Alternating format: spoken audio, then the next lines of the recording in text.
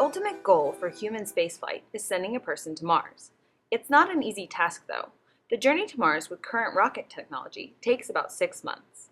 Then, astronauts would spend about 2 years on the surface, before making their 6-month journey back to Earth.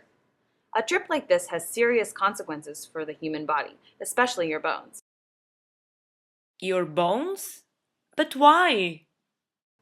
Living in less gravity causes your bones to break down and become weaker. That doesn't make sense. Astronauts travel in space all the time, right? Yes, but they lose about 1 to 2% of their bone per month. In this video, we'll tell you why do bones get weaker with less gravity, and how can we prevent bone loss in space? On Earth, we are adapted to 1 g of gravity pulling us towards the center of the planet. On a mission to Mars, a total of 1 year of the trip will be spent in weightlessness. Astronauts could lose between 12 and 24% of their bone. Then, once the astronaut reaches Mars, they will be living in 40% of the Earth's gravity. We don't even know how much additional bone they'll lose. Every time you take a step, jump, or flex a muscle, you put stress on your bones. That stress damages them and causes tiny microfractures. Don't worry, this is a good thing. In fact, your body was built to handle the impact and fix the microfractures. To fix the problem, your body sends in a cell called an osteoclast to go in and eat away the damaged bone.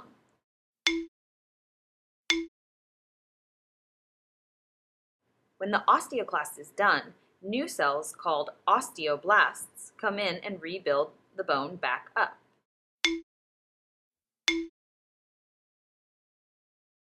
This process is called remodeling, and in the end, your bones are healthier than they were before.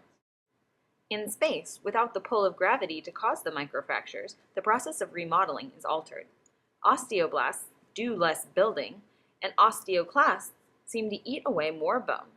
As a result, your skeleton isn't as healthy as when you left Earth. Not all bone loss is equal, though.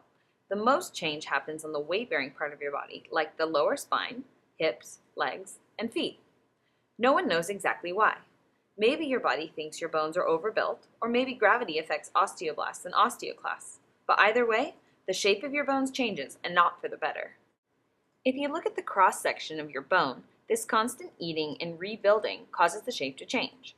Bones can be thought of as cylinders, with a hard, thick outer shell called cortical bone, and a spongy center called trabecular bone.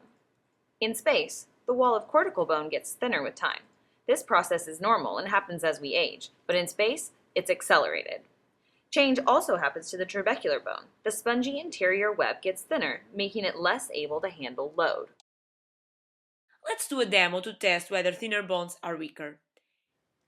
Okay, here we have a rolled up piece of paper. This represents the cross-section of a normal bone. Here, however, we have a rolled up piece of paper whose thickness is less than before.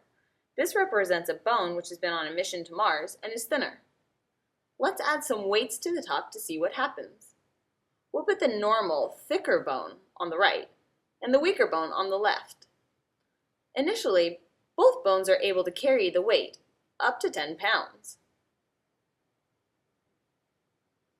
However, when we increase the load to 12 pounds and a half, the weaker bone buckles.